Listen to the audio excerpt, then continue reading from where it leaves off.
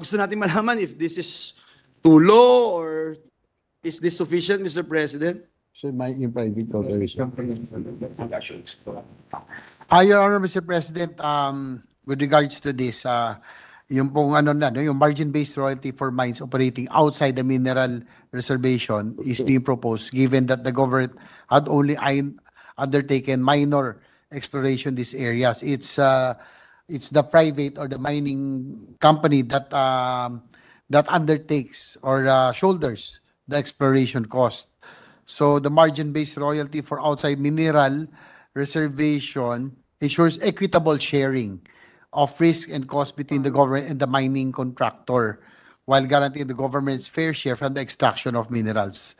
So we're hoping that this will resolve the issue pending in the Supreme Court that sometimes mines are not paying the royalties, Your Honor, Mr. President. That's exactly what I wanted to raise, Mr. President. And for the record, yung mining operations inside mineral reservations are located in areas where the government has already made some investments and where there is some certainty on the presence of minerals. Ngayon, those minerals, outside mineral reservations, yun naman yung areas developed by the government and where the discovery of minerals is thus less certain, Mr. President. Gusto ko lang hong malaman kasi, is it possible o posible po ba na mag-under-declare ang isang mining operator ng kanilang kita, Mr. President? Possible ba?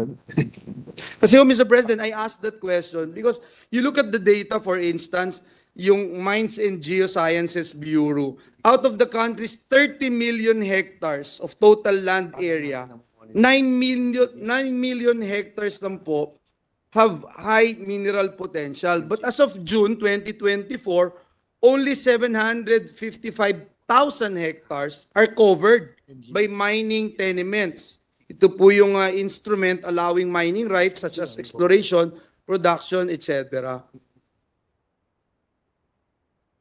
MGB. And again, if the company ay mag-under-declare, if income is under-declared, Mr. President, it will definitely affect the rate upon which the royalties will be set, hindi ba? So, yung lowering the collections of the ito po yung magre-resulta sa lowering ng koleksyon ng ating pamahalaan. Kaya gusto ko lang pong pagtuunan ng pansin sa pagkakataon na ito, yung pong magiging epekto itong panukalang batas na ito. Kasi meron na ba, in place na po ba? Example, BIR, DOF, or maging ang DENR, MGB, meron po silang safeguards na naka-in place right now to prevent these situations from arising, Mr. President.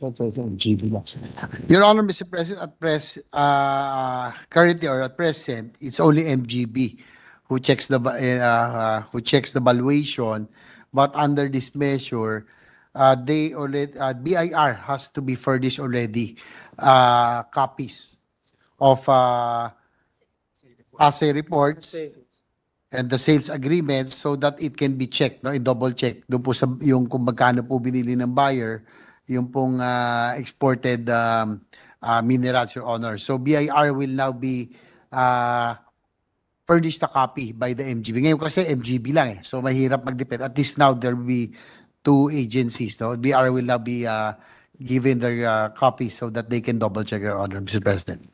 Ganun po yung nangyari, Mr. President. And if I may share our personal experience in the hearing of POGO operators, di ba? Alam natin yung nangyari po doon. Hindi kumikita pero nakapagpatayo ng 6 na billion na worth of buildings, Mr. President. Dito po kasi sa sinasuggest na royalty para sa mining outside mineral reservations, gusto natin malaman yung basehan, bakit binabatay ito sa income, Mr. President? Ano yung basis? Kasi possible scenario na kahit na napakalaki ng tunay na kita ng isang mining firm ay mag-declare po sila ng zero accounting profit.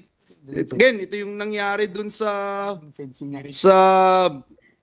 sa Pogo na iniimbestagahan po natin at kasama natin being chaired by Senator Risa Ontiveros.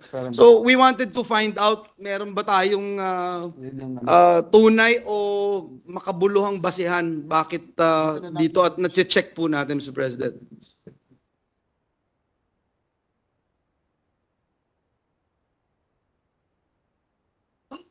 Provision.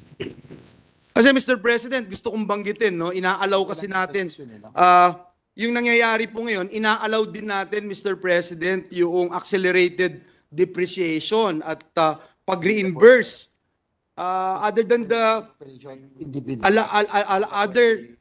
other than allowing accelerated depreciation, yung pag-reimburse po ng mga ginagastos sa exploration at iba pa na front load ang mga gastusin, kaya tuloy ang nangyayari, mapapakita dun sa record, zero accounting income, Mr. President. That's correct, Your Honor, Mr. President. Admittedly, that can really happen.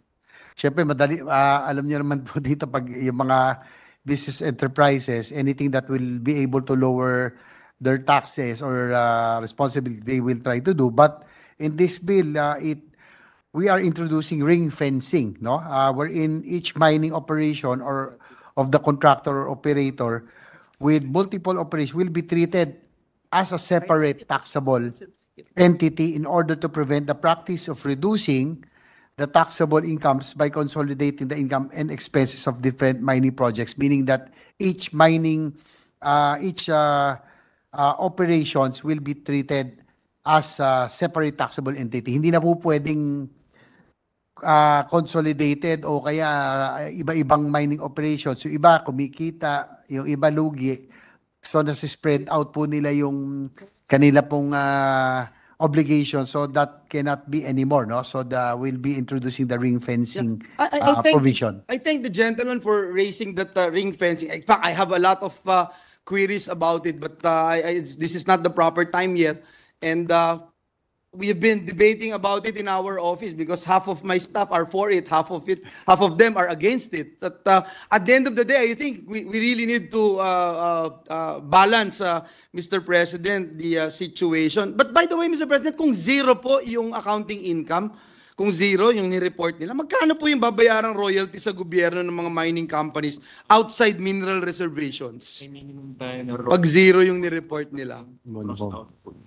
Now, Mr. President, according to our for the DOF, there's a minimum royalty of 0.1% of gross output, Your Honor, Mr. President. 0.1%. Oh, ganun po. And I don't know, Mr. President, baka mababa ito masyado na share ng ating gobyerno. But at the same time, Mr. President, why not?